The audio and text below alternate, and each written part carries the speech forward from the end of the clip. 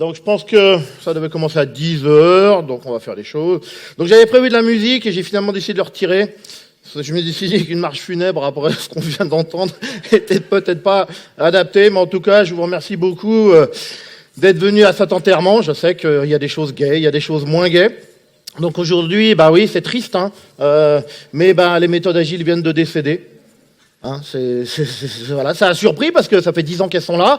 Regardez, à Grenoble, c'est les 10 ans, c'était festif, c'était bien, etc. Et puis tout d'un coup, pof, ça arrive comme ça, là. J'ai plus le nom qu'expliquait Franck tout à l'heure, là, mais trop de travail, peut-être trop de stress, vous savez, c'est exactement ça. Tac, arrêt cardiaque, en plein travail, au boulot, là. Donc voilà, donc bah après, faut être réglo, hein. Faut être réglo, elles sont mortes, faisons quand même ces funérailles. Ouais, parce qu'on est respectueux quand même. Donc, effectivement, je vais vous parler de choses tristes. Enfin, non, pas vraiment, puisqu'au funérailles, on célèbre toujours toutes les qualités de la personne qu'on enterre. Donc, ça devrait bien se passer. Ouais, à part que je suis pas un vrai... C'est pas un vrai enterrement. Je vais peut-être me permettre de pas que dire des choses bien. Alors, des petites choses qui se passent. On va attendre. Pourquoi ils ont changé l'horaire ? Oui. Ah, bah allez-y, je recommence.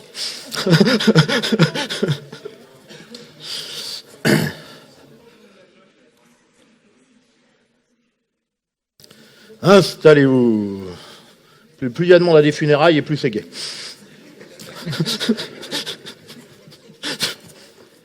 Fais ce qu'on veut, non ?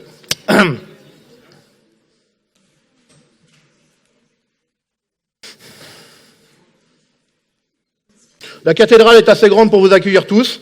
Il n'y a absolument aucun problème.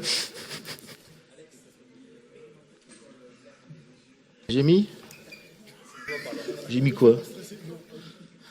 Ah, le col blanc, putain, imbécile, va.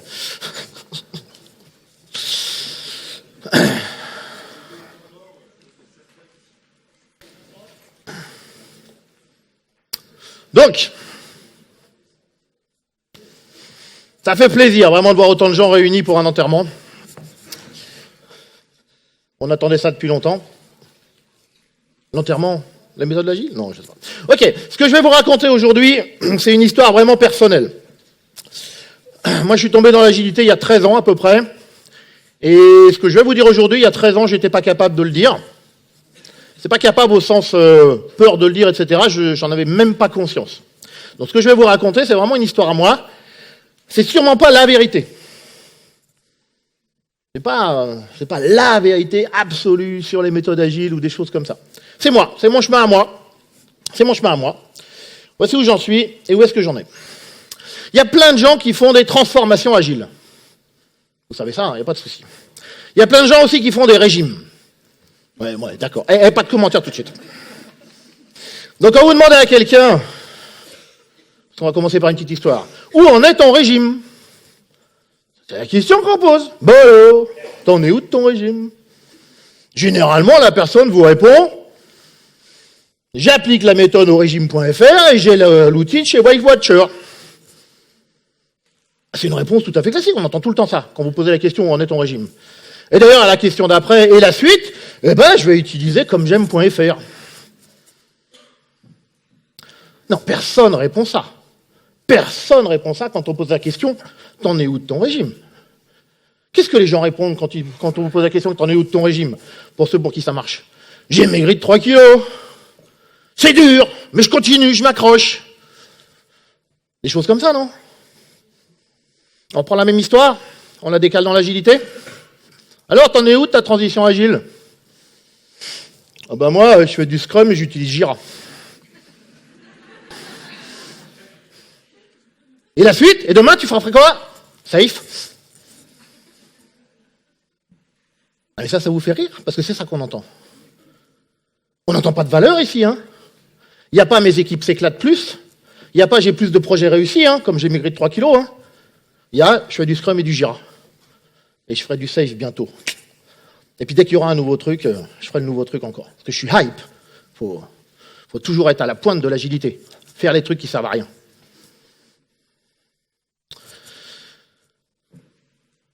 Oui, j'avais dit, pour ceux qui sont arrivés tard, que c'était une funéraille. Normalement, au funérailles, on dit que du bien des gens qu'on enterre. et que j'allais me permettre une autre façon de faire. Hein, voilà, c'est juste parce que vous êtes peut-être surpris, c'est quand même un enterrement d'habitude. Donc, qu'est-ce qui se passe? Il faudra peut-être quand même des choses. En même temps, le message, il est super clair. Le message, là, il a été gravé sur les tables de la loi, là, il y a un bout de temps, là. Et les mecs, ils ont mis individu et interaction. Et oui, avec des mecs, hein. Ça fait bizarre déjà. Mais c'était comme ça. Et ils ont dit, attention, hein, ça c'est plus que processus et outils. C'est la première valeur du manifeste agile. Et quand on vous pose la question, t'en es où de l'agilité? Moi, je fais du Scrum avec du Jira. C'est extraordinaire. Alors, il s'est passé quoi? Il s'est passé un truc. Je veux dire, les gens ne sont pas stupides, ils ont compris la question, donc il faut bien, normalement... Ouais, je pars du principe que les gens ne sont pas stupides. Après, vous faites ce que vous voulez. Hein. Donc, il s'est passé des trucs. Alors, moi, je vais vous proposer aujourd'hui quelques hypothèses. Pour savoir un petit peu ce qui s'est passé. Et en particulier, on va essayer de reprendre un peu l'histoire de cette agilité. L'histoire, ça commence comme ça. Donc, il y a des gens qui travaillaient sur des projets informatiques et qui étaient dans un mode exécution. Je suis là, j'exécute. Tout à petit à petit, ils ont réfléchi à l'agilité, ils se sont posés, pas à l'agilité encore, mais à des approches un peu plus empiriques, je vais peut-être aussi apprendre en faisant, je vais peut-être commencer à faire des boucles feedback, etc., etc. Et un jour, révélation! Révélation! Tout est là. Le Dieu certification est arrivé! Le Dieu méthode est arrivé! C'est bon, je n'ai plus à réfléchir. Je peux recommencer à être un simple exécutant, puisque un Dieu, ça ne vous demande pas de réfléchir. Hein. On ne va pas discuter. Vous n'êtes sûrement pas d'accord, mais je vous l'ai dit en préambule, vous n'êtes pas obligé d'être d'accord avec moi. Moi, je vous dis ce que je pense. Bref, donc on va essayer de voir qu'est-ce qui s'est passé, qu'est-ce qui se passe. Alors, pourquoi cette approche-là, tout d'un coup, là, qui est devenue quelque chose d'extraordinaire? 5 hypothèses. Je vais vous en faire 5. C'est mes 5 idées. Une première hypothèse, c'est l'hypothèse de l'habitude. Donc, avec des petits leitmotifs comme ça. À tout problème, sa solution. Donc, je vais vous proposer l'agile comme solution. Ah, chouette, c'est ce que j'attends. Qui dit solution dit je ne veux pas faire d'effort. Ah, moi, alors, si vous me trouvez un régime qui fait maigrir sans effort, envoyez. Hein. Moi, je prends. Hein. Je n'ai pas trouvé. Hein. D'accord, hein? À tout problème, sa solution. Ça me rassure. C'est bien ça. Voilà. C'est vraiment le... J'ai l'habitude de faire ça, etc. Quand j'ai démarré mon business, il y a plus de 10 ans, j'ai un très bon ami, très bon ami, d'ailleurs, qui était là hier, qui me dit, si tu veux, qui est plutôt dans le commerce, lui. Donc, il a des mécanismes que moi, j'ai pas, des façons de faire, etc. Et qui me dit, Alex, je vais t'aider à vendre des solutions agiles à tes clients. Je lui dis, t'es gentil, mais moi, je vais pas vendre de solutions. Moi, je vais vendre une démarche. Je vais vendre des choses. Mais il me dit, mais les clients attendent des solutions. Si tu vends pas de solutions, ils n'achèteront pas. Je lui dis, qu'est-ce qui m'empêche d'essayer? Et vu mon business d'aujourd'hui, j'ai raison. Donc voilà. Donc effectivement, on est là. Ça me rassure qu'on parle de méthode. Ok. Ah ouais, je voudrais que mes projets aillent plus vite. Agile, Scrum. Ah bien sûr. Réponse, solution, machin, etc. Ouais, je voudrais que mes équipes, machin, les post-it, ça tient pas au mur. Jira. Ouais, vous allez comprendre qu'il y a 3 trucs que j'en veux particulièrement. Je vais les répéter plus souvent. Il y en a d'autres à qui j'en veux moins, je ne vais pas les citer. Voilà. Après, vous faites votre choix, hein, parce que vous n'êtes pas forcément en Scrum avec Jira. Vous pouvez faire du safe. Hein. Ça fait ce que vous voulez. Donc voilà, donc ça me rassure, c'est bien, c'est l'habitude, machin, machin. Voilà, je sors pas de ma zone de confort, on m'a amené une solution, machin, les packagés, etc., c'est génial. Voilà. J'ai eu des trucs fabuleux chez les clients. Le manager me consulte en avant-vente, il me demande de mettre l'agilité dans son équipe. Et aujourd'hui, je commence systématiquement en disant au manager, quels efforts êtes-vous prêts à faire? Et là, il me regarde et il fait, non, c'est pour eux. Ah, ok. Donc il va y avoir un peu de boulot. Mais voilà, oui, t'amènes la méthode, tu les fais. Alors, il y a une hypothèse qui est celle-là, elle est vraiment importante, c'est l'hypothèse de la méconnaissance. Et ça, elle est réelle, celle-là. Et ça, là, je l'accepte bien. Les gens veulent aller sur l'agilité et ne savent pas par quel bout prendre ce truc-là. Donc pourquoi pas le prendre par un bout méthodologique? C'est une forme de réponse. En gros, il y a des gens qui y ont pensé. Donc je vais m'appuyer sur les experts. Elle est tout à fait recevable, hein, cette hypothèse. Hein. Elle me va. Hein. Après, je vais essayer de la combattre, mais elle est logique. Je ne sais pas comment faire. Je vais m'appuyer sur les gens qui savent. Les gens qui savent, ils ont l'air de proposer des méthodes. Donc je vais aller m'appuyer sur les méthodes. Tout à fait logique. Alors après, il y a eu la discussion, ça c'était il y a un mois, c'était génial. J'étais quelque part, on va dire ça comme ça. Et un directeur que je connais me demande qu'est-ce que tu penses de Safe. Oh putain, la question piège. Puisque si je dis la vérité, j'ai pas l'affaire. Donc j'ai pas eu l'affaire. Donc Safe, je lui ai dit voilà ce que j'en pensais. Et je lui ai dit aussi après, pourquoi tu me parles de Safe? Et il dit, voilà, moi j'ai une équipe de 5 personnes, on a commencé à faire de l'agilité, mais je sais qu'en 2019, elle va monter à 30. Et comme elle va monter à 30, j'ai forcément besoin de me poser la question de la scalabilité. D'accord? Et du coup, j'essaye d'anticiper, puisque le manager, il doit anticiper. Bonne réponse. Oui, il essaye d'avoir un peu plus loin, il est un peu en stratégie, il est à moyen terme. Donc voilà. Et donc, pour lui, Safe, il avait vu, pareil, c'est exactement ça. Il y a des spécialistes qui ont pensé, ou qui ont vendu le fait qu'ils aient pensé à une solution scalable, etc., etc. Donc, il n'y a pas de problème. Donc, ça là, me va bien. Enfin, elle me va bien. Je la comprends. Il y en a une autre qui est géniale. C'est l'hypothèse, pour moi, de mimétisme. Ça marche chez le concurrent, ça marche dans l'autre équipe, je veux pareil. Et qu'est-ce que je vois dans ce qui marche chez les autres? Leur méthode. Alors les autres, ils mettent des post-it sur un mur. Je veux pareil. Le consultant, il vous fait comment? Oui, il répond méthode. Il répond pas post-it sur le mur, ça fait pas sérieux. Vu au prix on y est payé quand même. Peut-être un peu faire autre chose que mettre des post-it sur des murs. Quoi. C'est bon, il dit quoi? Il a vu des gens faire du Scrum. Ouais, ils se réunissent tous les jours, ils font des daily stand-up, ça a l'air bien, je sais pas ce que ça veut dire, je sais pas à quoi ça sert, mais ça a l'air bien. Mais je l'ai vu, ils me l'ont dit en plus. Hein. C'est cool. Ils font des démos aussi, je sais pas ce que ça veut dire, je sais pas ce que c'est, mais ça a l'air bien.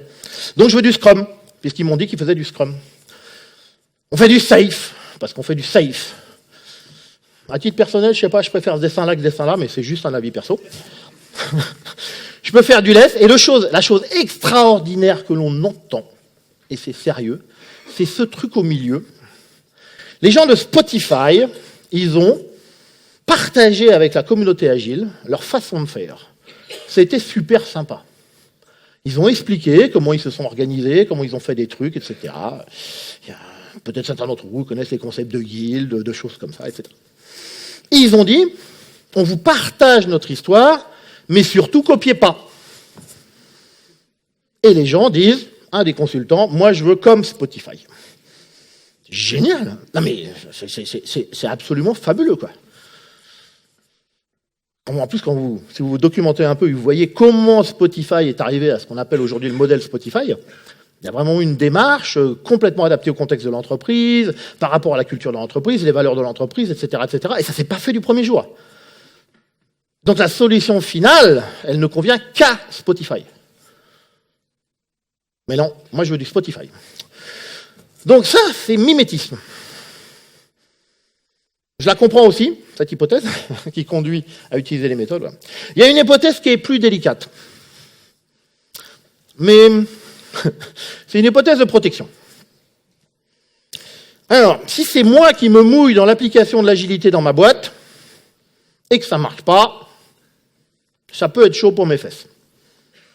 Donc, je mets en place une méthode, avec en plus un processus pour former tout le monde, accompagner, machin.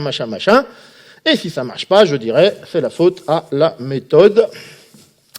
C'est pas moi, puisque moi j'ai fait tout comme on m'a dit. Et puis j'ai mis des dizaines et voire des centaines de kilos euros sur la table. Hein. Donc c'est pas moi. Hein. Pas coupable. Ça, j'ai envie de dire que plus l'organisation est grosse, et plus on a cette hypothèse. Vous faites ce que vous voulez avec ça. Hypothèse de protection, ça c'est intéressant. Et donc j'ai aussi une cinquième hypothèse, c'est l'hypothèse de simplicité. j'ai de l'expérience et dans le passé, j'ai déjà eu à mettre en place j'ai fait des changements dans mon organisation et je me suis déjà appuyé sur des méthodes diverses ou variées dans l'informatique. Il y a un paquet d'années, moi j'ai fait de l'ISO 9001, j'ai même été consultant CMMI, hein. C'est pas dans mon CV, hein. Vous le trouverez pas, hein. Mais je l'ai fait. Bah, il fallait bien manger. On peut faire des conneries quand on est jeune, hein. Après on grandit. Ça me permet d'en dire du mal maintenant, c'est bien. Moi je connais. Ouais, pour tous ceux qui me connaissent, hein, je dis du mal de Safe et je connais rien. Non, c'est pas vrai. Donc voilà. Donc cette hypothèse de simplicité, je sais faire machin, etc. Et pour moi, bah ouais, je vais reproduire ça. Je comprends ce que ça veut dire, donc on va aller dans ce sens-là. En fait, ce qu'il faudrait, c'était transformer l'organisation. Ah ouais. Quand on parle de transition agile ou de transformation agile, on ne parle pas méthode.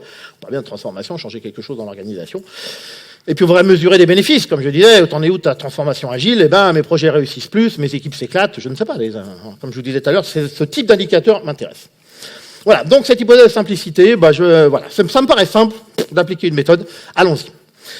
Alors, sur ces 5 hypothèses, donc qui sont effectivement, voilà, vous les avez ici, moi je vois deux éléments communs. Un premier élément, c'est une forme d'ignorance. Les gens veulent se lancer dans l'agilité, mais ils ne savent pas ce que c'est. Et pour une raison, alors pour plusieurs raisons, des raisons diverses et variées, et ils ne font pas l'effort de se documenter. Je vais donner des exemples très récents. Lundi après-midi, j'ai eu un appel de quelqu'un qui me demandait une formation à l'agilité. Bon, jusque-là, je dois pouvoir faire, et donc je pose des questions et je prends le contexte. Je lui pose des questions sur l'agilité et je vois que cette personne n'y connaît rien. Je dis OK. Je dis, expliquez-moi d'où ça vient. Elle me dit, c'est mon patron qui veut transformer l'entreprise avec l'agilité. Changer la culture, elle me dit. Waouh, alors ça, c'est des trucs pour un coach, ça attire, hein, ça paraît sympa. Et donc, elle est RH, et elle me dit, et mon patron m'a demandé une formation de 2 jours pour faire ça. Comment dirais-je? Je crois que j'ai passé 40 minutes à essayer de lui expliquer que je ne voulais pas faire ça, mais qu'elle allait trouver quelqu'un qui allait lui prendre son argent pour 2 jours de formation si elle cherchait, il n'y a pas de souci. Mais transformer la culture d'une entreprise à l'issue de 2 jours de formation, enfin, il y a un moment donné, faut arrêter, quoi. Je ne sais pas qui a fumé la moquette, mais si c'est le patron ou je ne sais pas trop quoi. Mais elle était dans un mode, donc et elle était embêtée parce qu'elle n'avait pas d'autres informations à me donner. Voilà. Bon. Donc c'est cette ignorance. Ignorance, c'est pas négatif, hein. C'est pas négatif, c'est pas... Comme je vous dis, je ne sais pas pourquoi les gens sont ignorants. Est-ce qu'ils se sont pas renseignés, ils n'ont pas fait l'effort, ou peut-être que l'agilité, c'est pas si simple que ça à comprendre non plus. Donc il va peut-être falloir un petit peu se documenter. Les gens qui viennent dans les conférences, il y en a de plus en plus, mais il y en a encore plus qui font de l'agilité. Donc c'est pas facile d'arriver à monter comme ça sa compétence, sa connaissance, etc. Et puis la deuxième chose, c'est la vitesse. Aujourd'hui, on veut que ça aille vite. Et on voudrait que la transformation agile, elle aille vite. Et que les bénéfices soient rapides. C'est normal. Donc je vais aller sur des hypothèses de simplicité, des hypothèses de mimétisme, par exemple pour la vitesse. Je fais ce qui marche chez les autres, ça marchera chez moi. Et voilà. Donc c'est ces 2 hypothèses-là, souvent on voit vitesse, ignorance, et pour moi c'est les 2 fondamentaux du fait que les gens pensent que méthode, outil, process est différent, etc. C'est le Graal. Donc, et pourtant, à Agile Grenoble, on a des choses, et pourtant ça marche. Vous allez trouver des retours d'expérience, des sessions où les gens disent « Moi, j'ai implémenté du Scrum, et puis au bout d'un an, les équipes s'éclataient, et j'ai des bons résultats, et je suis content, et j'ai senti de l'énergie, et j'ai senti de la cohésion d'équipe que j'avais pas avant, etc. etc. » D'accord, c'est intéressant comment il parle. Hein. Il dit « J'ai mis du Scrum, et il vous donne des valeurs humaines, des valeurs d'équipe, des valeurs... Voilà, j'ai eu de la cohésion, j'ai eu tout ça. Donc en fait, ça marche. Et s'ils vous font un retour d'expérience, ils vont vous dire « Faites du safe. » J'ai dit safe? Non, parce qu'il y a des règles qui sont safe, et en Scrum aussi, tout pareil. Donc ça marche. Attention, donc c'est là que c'est intéressant, parce que je vais enterrer les méthodes agiles, mais pas complètement. Ou attention, est-ce que c'est pas en fait la façon dont on les utilise? Et on est dans un mode, très souvent, les gens imaginent que ces méthodes agiles, c'est l'objectif. Être agile. Faire du Scrum. Et si c'est l'objectif de faire du Scrum, pour moi, ça ne peut pas marcher. J'ai vu des gens qui obligeaient les équipiers à aller au stand-up. Quand je leur demandais pourquoi, ils disent au bout d'un moment, ils vont comprendre que c'est pour eux. Ouais, donc vous voyez, d'accord, vous obligez les gens à faire quelque chose parce que comme ça, vous dites, il va comprendre que c'est pour lui. Ça marche pas, ça marche juste pas. C'est pas possible. Donc, on peut pas forcer les gens. Voilà. Donc l'objectif n'est pas la méthode. D'accord, c'est pas de faire du Scrum, du Safe ou du Jira et des outils Jira, ce que vous voulez. L'objectif, c'est quoi? C'est les bénéfices. Qu'est-ce que vous voulez? Pourquoi pas aller plus vite? Ça me choque pas comme objectif. Nous voudrions que nos projets aillent plus vite. Moi, je dis toujours, si le projet va plus vite, ça sera une heureuse conséquence. Mais ça ne doit pas être un objectif. Mais pourquoi pas? On ira plus vite parce qu'il y a des trucs qu'on fait pas. Ça se comprend, ça. On va plus vite parce qu'il y a des trucs qu'on fait pas. Mais si on fait tout pareil, on va pas plus vite. Même en agile.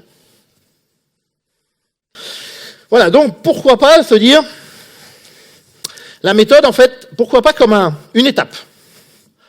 J'ai un voyage vers l'agilité, en agilité, et il y a une des étapes que je vais utiliser, pourquoi pas, à un instant donné, c'est utiliser les méthodes. Ça va m'aider, ça va me structurer, ça va faire quelque chose, etc. Ça va me permettre d'avancer. Là, ça me va bien. Alors c'est pour ça que je vous disais tout à l'heure, il y a 13 ans, j'étais pas capable de faire ça. J'avais pas pigé que pour moi les méthodes n'étaient qu'une étape. Je pensais que la méthode apportait des bénéfices, et donc en appliquant la méthode, on allait obtenir ces bénéfices. Il fallait que je fasse mon propre chemin. D'accord, j'ai mon voyage à faire, mon voyage il n'est pas terminé, il ne sera jamais fini, c'est ça qui est génial. Parce qu'il y a toujours des choses à apprendre. Voilà, donc pourquoi pas? Et c'est pour ça qu'elle marche, c'est pour ça qu'on a des retours d'expérience qui marchent. Concrets. Moi je me rappelle, et on peut avoir des surprises, parce que moi je m'occupais d'une équipe dans une grosse entité, et dans une autre conférence, cette entité, je dirais pas les noms, a fait un retour d'expérience safe qui marche. Et d'ailleurs, qui se diffuse, parce que les gens savent, j'ai vu le retour d'expérience safe de machin, ça marche, etc. L'équipe que j'accompagne, on n'arrive pas à les faire travailler ensemble. C'est-à-dire, l'équipe fonctionne pas. Mais ils font un retour d'expérience safe réussi. Et c'est peut-être pas antinomique, comme disait le keynoteur pour ceux qui étaient là hier en début d'après-midi, il y a peut-être des choses et son contraire. Enfin, il faut peut-être accepter ces paradoxes. Il n'y a pas qu'une seule réponse que dans un seul cas. Donc voilà, donc non pour moi, pourquoi pas, ça doit être une étape. Alors, voire même mieux aujourd'hui qu'une étape, j'ai envie de vous proposer autre chose. Une proposition un petit peu différente. On parle de méthode. Méthode, ok, c'est bon, c'est un ensemble de choses ordonnées qu'on va appliquer de différentes façons. Et moi, j'aimerais bien vous inviter aujourd'hui à réfléchir pratique. C'est des savoir-faire, c'est des compétences, résultant de l'exercice habituel d'une activité. Vous pouvez tout à fait... Alors, c'est génial, l'agilité, c'est super riche. Et même Scrum, Safe, tout ce que vous voulez, il y a un tas de pratiques à l'intérieur de ces méthodes qui sont très utiles. Et vous pourriez vous poser la question, quel bénéfice j'ai envie d'obtenir? Est-ce que c'est, par exemple, j'ai des équipes qui travaillent en silo et je voudrais essayer de récupérer des gens qui vont un peu plus travailler ensemble avec un but commun? Eh bien tiens, le stand-up, pour moi, est une pratique qui aide à faire ça. Parce qu'au stand-up, avec un petit peu de post-it, tous les équipiers ont la vision complète de ce qui est à faire, ils vont peut-être plus se sentir au sein d'une équipe, avec un objectif commun, etc., etc., et peut-être qu'ils vont en profiter pour discuter, peut-être qu'ils vont en profiter pour s'entraider. J'ai pas dit je fais du Scrum, j'ai pas dit je fais du Safe, j'ai pas dit je fais du Kanban, j'ai pas dit je fais des trucs. J'ai dit, tiens, et si on faisait une réunion tous les jours? C'est pas la méthode, c'est le bénéfice que je veux obtenir. Il n'y a pas que cette pratique-là, par exemple, qui contribue à ce bénéfice. Il y en a d'autres. Mais on va aller piocher justement pratique après pratique. On va essayer de regarder en fonction de ce que le client, l'entité souhaite obtenir comme bénéfice, on va aller piocher les bonnes pratiques. Il y a une très bonne pratique dans Safe, qui s'appelle le PI planning, pour ceux qui connaissent. C'est-à-dire qu'on met les gens dans une même pièce, des gens d'entités différentes, pour qu'ils discutent entre eux. Bon, vous pouvez faire ça et l'appeler Big Room Planning. C'est ce que je fais chez mes clients, j'appelle ça Big Room Planning, parce que je trouve la pratique très très bien, mais je veux pas qu'ils découvrent Safe. S'ils sont pas au courant, on va pas leur mettre la puce à l'oreille quand même. Donc, etc. Donc, effectivement, c'est ce que je disais, on peut aller choisir la pratique en fonction du contexte, du bénéfice attendu, de la culture de l'entreprise, etc., etc. Et là, c'est là que ça devient compliqué pour nous qui accompagnons les entreprises, parce que va vraiment falloir qu'on se documente, va vraiment falloir qu'on ait dans nos boîtes à outils un sacré nombre de trucs, pour sortir le bon truc au bon moment, ou celui qu'on pense peut-être le bon truc, c'est peut-être pas le bon en plus, mais voilà, etc. Donc il va falloir que, déjà qu'on soit pas dogmatique, il va falloir quand même qu'on... Et puis on a des valises qui commencent à grossir, hein, parce que l'agilité étant très riche en termes de créativité, il y a plein de bonnes idées qui arrivent. Il y a aussi des mauvaises, hein, mais celles-là c'est bon, on laisse de côté. Mais il y a plein de bonnes idées et il faut s'en enrichir. Donc voilà. Donc moi vraiment c'est cette idée-là. Et je vais vous faire une réflexion un peu différente. Mettre en place une méthode agile. Qu'est-ce que c'est ça? Bon, c'est mes vacances en Croatie pour ceux qui savent, mais à part ça. C'est une cascade. C'est quoi un processus waterfall? C'est un truc parfaitement défini en entrée, qu'on va implémenter jusqu'à qu'il soit complètement fait.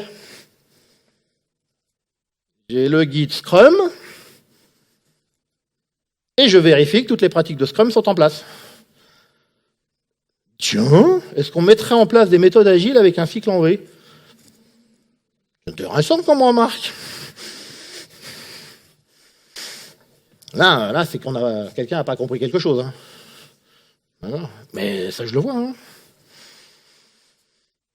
Il y a des clients qui me demandent des interventions, c'est fabuleux. Hein. Dans le cahier dans la demande, parfois c'est écrit. Pour les grosses sociétés, ils écrivent parce qu'ils ont des structures d'achat, juridiques, machin, etc. Donc ils écrivent.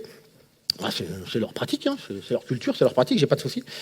Et donc il y en a une en particulier, il me demandait, et dans la réponse, je veux un planning détaillé de toutes vos interventions et le contenu de chacune de ces interventions sur les 18 prochains mois. Eh ben oui, bien sûr, il n'y a aucun problème, monsieur. Et donc je réponds pas dans ces cas-là. Et donc je réponds pas, on me relance, je réponds toujours pas, et après j'ai vu quelqu'un que j'aime bien dans cette société qui m'a dit, quand il a vu que l'acheteur faisait ce type d'appel d'offres, il a dit à l'acheteur, il y a des gens qui vont pas répondre. Et quand je l'ai vu un peu plus tard, et je lui ai raconté cette histoire, il m'a dit oui, je pensais à toi. Donc non, ça va, on s'entend bien.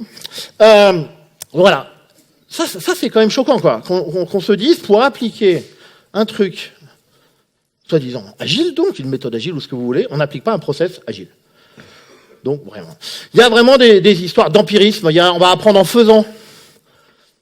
Moi, quand je vais chez les clients, j'arrive à savoir ce que je vais faire à peu près sur l'intervention qui vient. J'ai dans ma tête peut-être une ligne directrice qui va m'amener sur un certain nombre de choses, mais en fonction de ce que je vais constater, ça risque de changer ma façon de travailler. C'est ça, pour moi, les boucles feedback, la rétroaction dont parlait Team Member tout à l'heure, etc., etc. Il va falloir alimenter le système. On peut aussi parfois faire autre chose. On implémente une méthode agile et on demande à l'adapter. Vous n'avez pas entendu ça? Non, mais nous, on va adapter la méthode agile. Ouais. Alors, si vous adaptez la méthode agile, ça finit en accident. Non, il y a un moment donné, les gens, ils ont agrégé les trucs d'une façon intelligente. Vous êtes aussi très intelligent. Mais vous avez peut-être passé moins de temps à imaginer comment agréger les choses de façon intelligente. Donc si vous commencez à casser cette agrégation, etc., vous risquez, en fait, ça va casser quelque part. On ne peut pas adapter une méthode. C'est pour ça que les pratiques, c'est intéressant, parce que vous pouvez prendre une pratique, une autre, etc., etc., et après, là, vous allez pouvoir vous adapter par rapport aux pratiques. Vous en prenez une autre, vous en arrêtez une, etc., ça, il n'y a pas de souci. Donc on est dans cette idée-là. Si vous vous entraînez à la pratique, en plus, vous allez avoir un changement qui est persistant. Les bénéfices sont pérennes, etc., etc., etc. Et on va y aller. Donc, l'approche pratique est un petit peu plus compliquée parce qu'elle fait un peu plus peur, puisque je ne sais pas forcément quelle pratique utiliser. Comme je vous disais, dire je fais une approche méthode me rassure sur plein d'aspects. Je comprends. Voilà. Donc une approche pratique, en général, bon là ça va m'arranger, ça se fait accompagner. C'est cool, hein. Je me génère mon propre business. Non, bon. Alors on va faire une petite pause. Une petite pause un petit peu différente.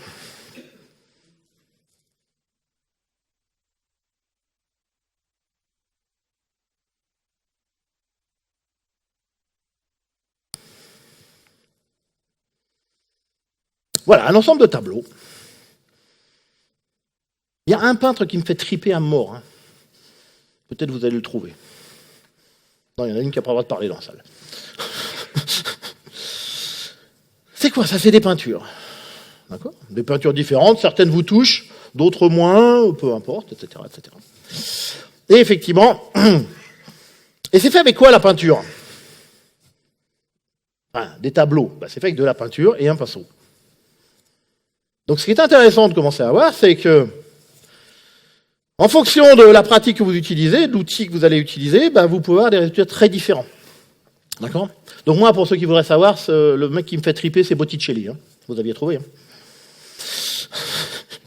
Je suis capable de m'arrêter devant un tableau de Botticelli et perdre les gens avec qui je visitais le musée. Ça n'a absolument aucun problème pour moi, je m'arrête. Ouais, c'est bizarre, mais c'est comme ça. Donc on est là. Voilà. C'est quoi le résultat final? C'est le résultat final qui nous intéresse.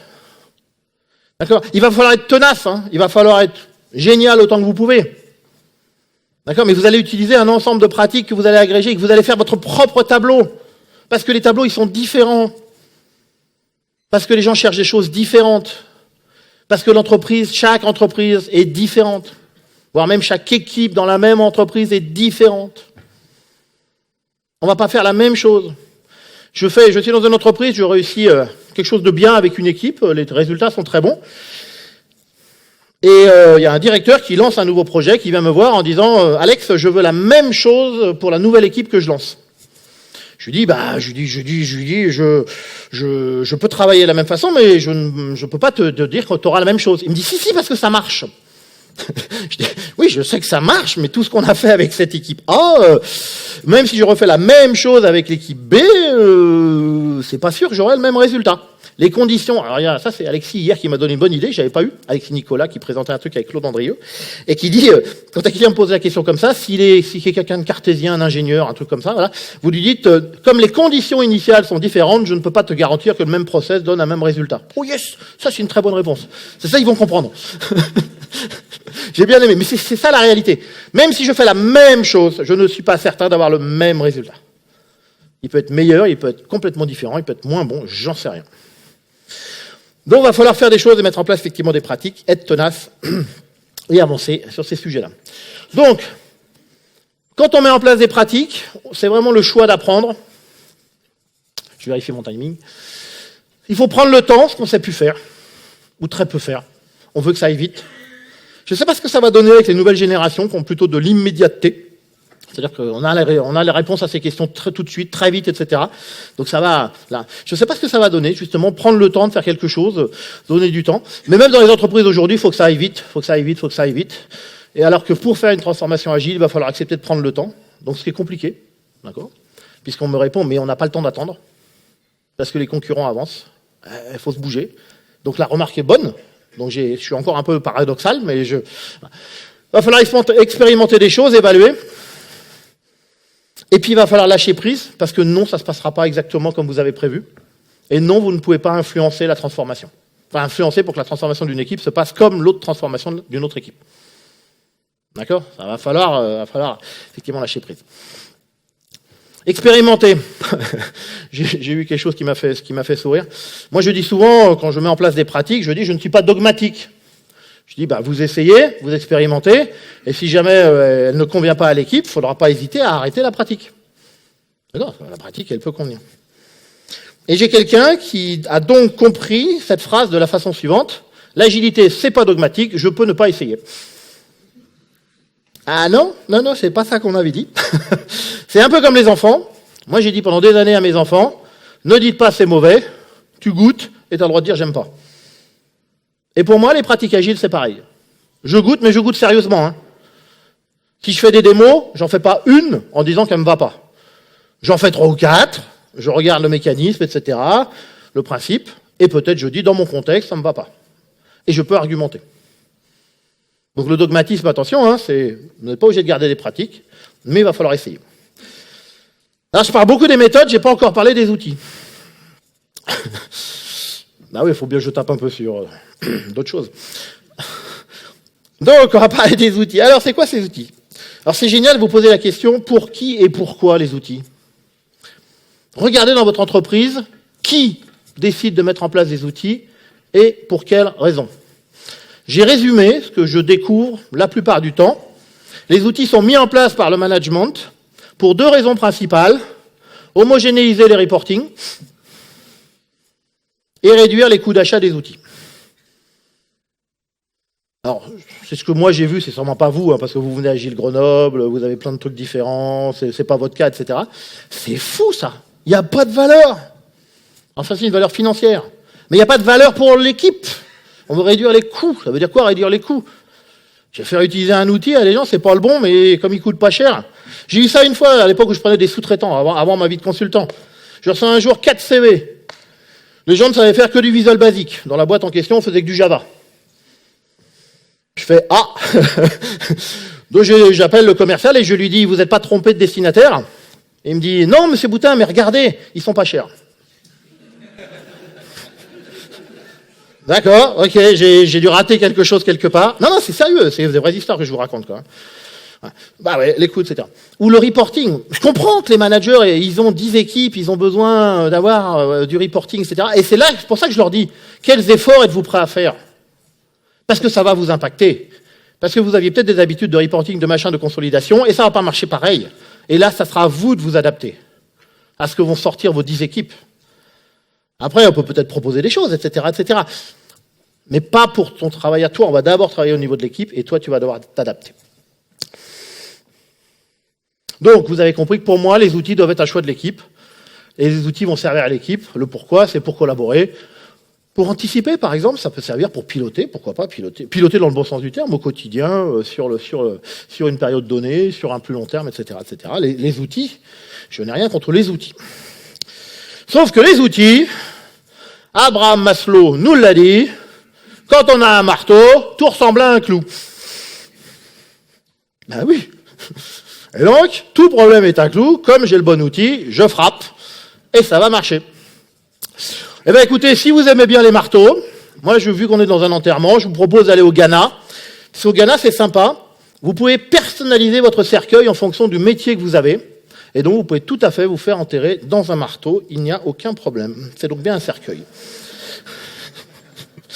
Depuis que j'ai vu ça, je réfléchis. En tant que coach agile, ça serait quoi mon cercueil? Je laisse ça à la communauté, réfléchissez. Dans quoi pourrait-on... qu'est-ce qui symboliserait notre travail, notre métier? C'est intriguant. Voilà, je ne mettrai pas un marteau. Hein. Il y a d'autres photos, elles sont d'enfer. Allez juste, vous faites pas Corbière, mais vous allez au Ghana, vous faites cercueil et vous allez trouver plein de trucs rigolos.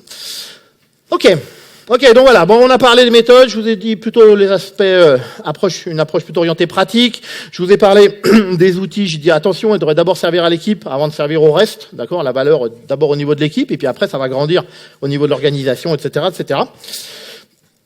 Alors on peut peut-être quand même aller chercher des pistes d'inspiration, parce que je vous ai dit des choses que j'aimais pas, je vais peut-être vous dire des choses que j'aime. On va voir si vous repartez avec. Donc il y a plusieurs sources d'inspiration, qui sont plus ou moins connues, donc vous allez peut-être en connaître certaines, pas d'autres. On peut aller sur quelque chose qui vient de chez Dan Mesic, qui est assez intéressant, qu'il appelle effectivement l'Open Space Agility. Avant, ça s'appelait Agile Open Space. Voilà. Et il a une phrase, il dit, voilà, on ne peut pas forcer les gens. Vous ne pouvez pas forcer les gens à faire de l'agile. Si, enfin, vous pouvez les forcer à faire de l'agile. Peut-être. En les obligeant à aller au stand-up. Entre autres. Mais si vous voulez que la valeur, les bénéfices soient là, etc., vous n'allez pas pouvoir, effectivement. Donc, il va falloir qu'il soit d'accord. Donc, ça, c'est son schéma. Alors, j'avoue que j'aime pas celui-là parce qu'il est pas super facile à lire. Je préfère celui qu'il avait avant, qui est plus cool. En gros, il dit, format open space, hein, pour ceux qui connaissent pas, j'espère qu'ils ont pris un billet pour vendredi, parce qu'ils vont découvrir. Et sinon, vous pouvez vous documenter. Mais en fait, on réunit tout le monde, toute l'entreprise, toute l'entité, je ne sais pas, à vous de définir à quel niveau. Et vous avez un format ouvert, tous les sujets peuvent être discutés, enfin ça ne vous empêche pas de donner quelques règles avec, par exemple, on ne discute pas de certains sujets, c'est-à-dire qu'on est à ISO fonctionnement en termes de finances, nous dites pas il nous faut multiplier par 3 ou 4, machin, voilà, on peut faire il peut y avoir quelques règles comme ça, et on dit aux gens, venez discuter des sujets qui vous intéressent autour de l'entreprise, et de faire des propositions d'action. Et puis on se dit 6 mois, il y a des gens qui essayent de fédérer des énergies pour que certains sujets avancent. Et puis 6 mois plus tard, on se revoit, et de nouveau, on refait un open space, etc., etc. Donc on fait les bilans, bien sûr, de toutes les actions menées, etc. Donc on essaye d'engager les gens, puisque la participation à un open space est toujours volontaire. Quelqu'un dans l'entreprise ne peut pas venir à l'open space, il ne vient pas. Il n'y a absolument aucun problème. D'accord ? On n'est pas dans un mode je te force, on te propose, on explique les bénéfices que l'on espère en tirer, et après c'est sur la base du volontariat. Donc aujourd'hui, ce qu'il a changé, c'est plus 6 mois, c'est 100 jours entre entre les chaînons, les open space.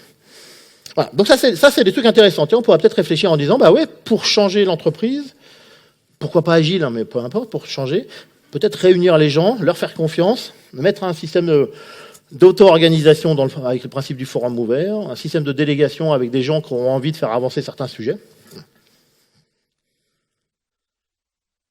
On a un truc que vous avez peut-être vu il y a quelques temps, c'est Joshua Karievsky, qui a appelé ça moderne agile. Donc ça a été traduit, je ne sais plus si c'est la traduction de Fabrice ou pas, enfin je ne sais plus. En français, ça donne, voilà, il y a 4 axes. Il voulait un truc ultra léger, lui. Il trouve que dans les méthodes, on rajoute pas mal de choses. Et il voulait un truc extra léger. Il se dit, bah en fait, il y a 4 trucs importants, si on raisonne agile.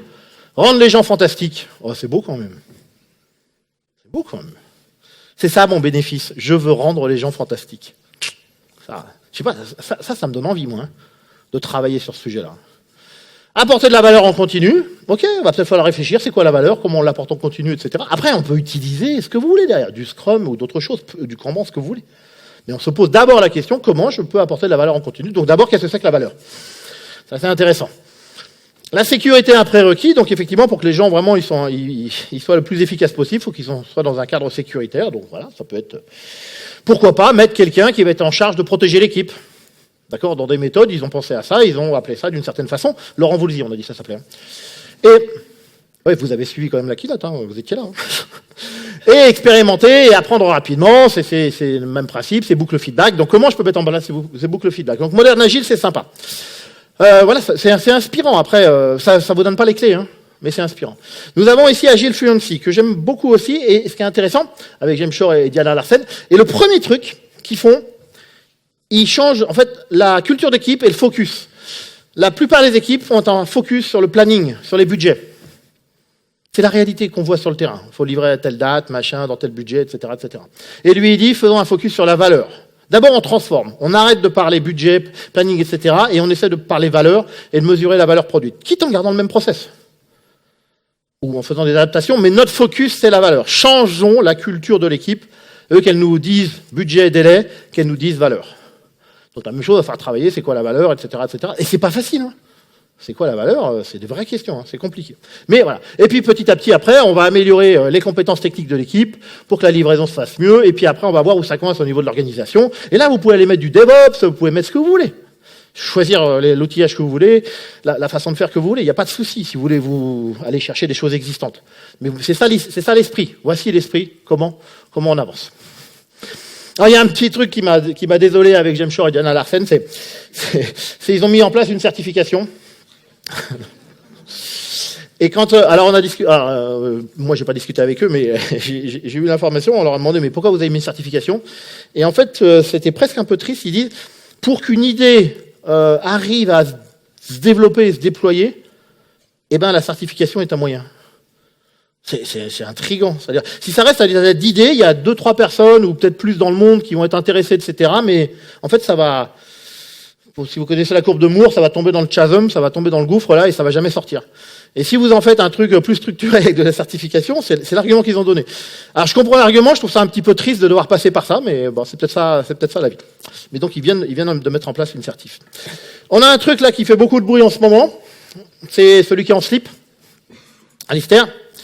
Donc, qui a fait, là, il est pas en slip, j'ai pas osé, moi, je suis un mec vachement cadré, moi, je fais pas les trucs de Franck. Voilà. Donc, Alistair, il a parlé de Heart of Agile et il dit, le Heart, pour lui, c'est ce symbole japonais qui est Kokoro, si je dis pas de bêtises. Et ça veut dire le cœur, le centre, enfin, lui, il a traduit par le cœur, mais c'est l'essence, enfin, je sais pas toutes les traductions, mais c'est vraiment le truc au centre, voilà, qui vous fait avancer, etc. Et donc, il a traduit ça par le cœur de l'agilité. Et donc, vous voyez, ça a un petit peu des parallèles avec le moderne agile, puisqu'on va trouver des choses assez simples. Il est sur la collaboration, la livraison, réflexe, c'est-à-dire l'adaptation et enfin, le feedback, on va dire, et l'amélioration. Il est dans la même idée, il a dit, lui, ça, c'est la phrase qu'il met pour expliquer pourquoi il a fait ce Heart of Agile.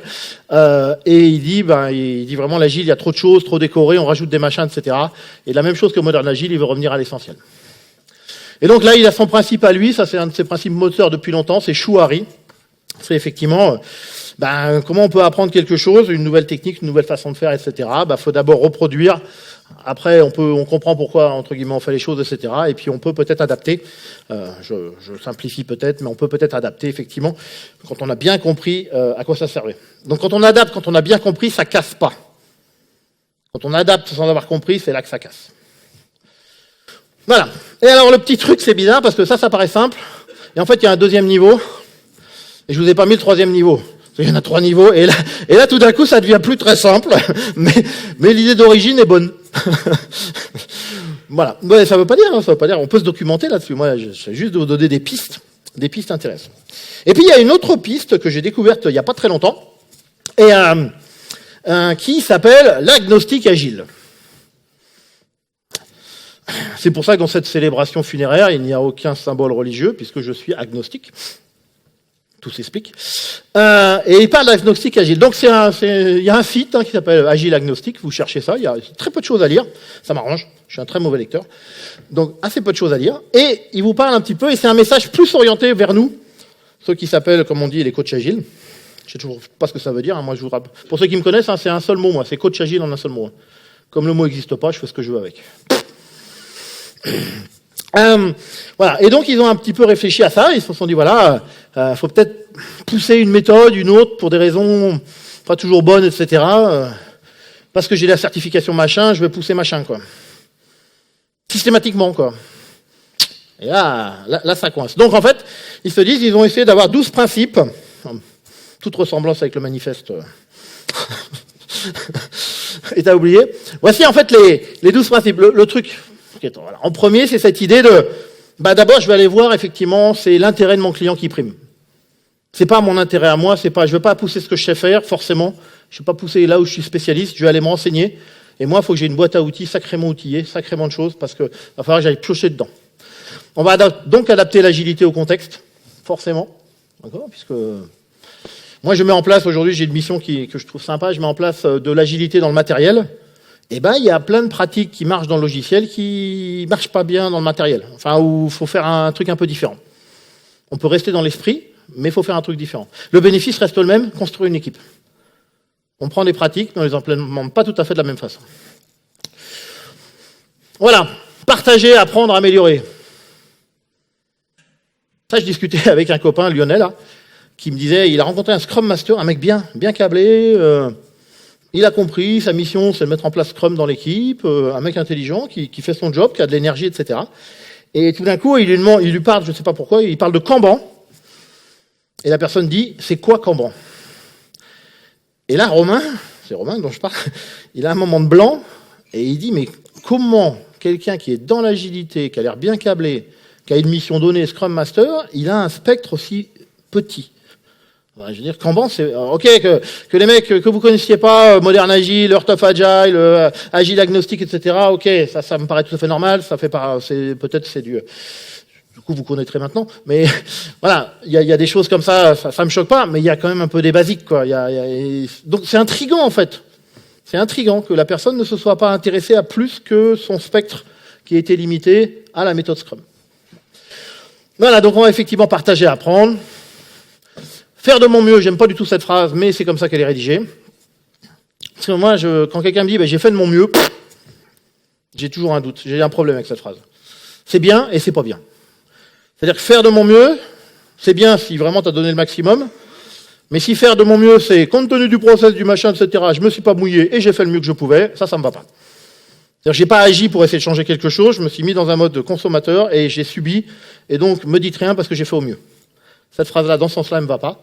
Et j'essaie de changer ça, et on discute. Voilà. Les contraintes gênantes, effectivement, on va aller les chercher, etc., etc. Il faut que je m'arrête. Et donc, c'est bon, j'ai 2 slides. Il faut respecter tous les frameworks et leurs utilisateurs. Et cette phrase-là, j'ai du mal aussi. Mais allons-y. Respectons tout le monde. Et donc, les 6 autres, voilà, je vais vous laisser les lire, mais on a plein de choses, des choses autour de ça. Donc, voilà. Moi, je me reconnais bien dans l'agile agnostique, au sens, pour moi, c'est pas un objectif, c'est une verbalisation intéressante de mon étape actuelle dans ce voyage en agilité, dans mon voyage en agilité. Voilà. Et puis il y a ça qui est sympa, donner à la communauté autant qu'elle m'a donné. Donc voilà. Donc Je vous ai raconté, c'est mon histoire. Moi, j'ai dû faire aussi des concessions. Chez certains clients, j'ai fait des questionnaires pour évaluer que les pratiques Scrum étaient mises en place. Mon Dieu. Mais je me suis dit, à ce moment-là, c'est peut-être la meilleure chose à faire, la plus simple. Allons-y, avançons là-dessus. Et en fait, je l'ai fait, on l'a jamais utilisé. Donc, il fallait que je le fasse.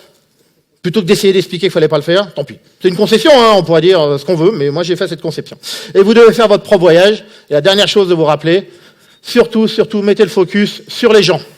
Occupez-vous des gens, le reste, il viendra très vite. Et je vous remercie beaucoup.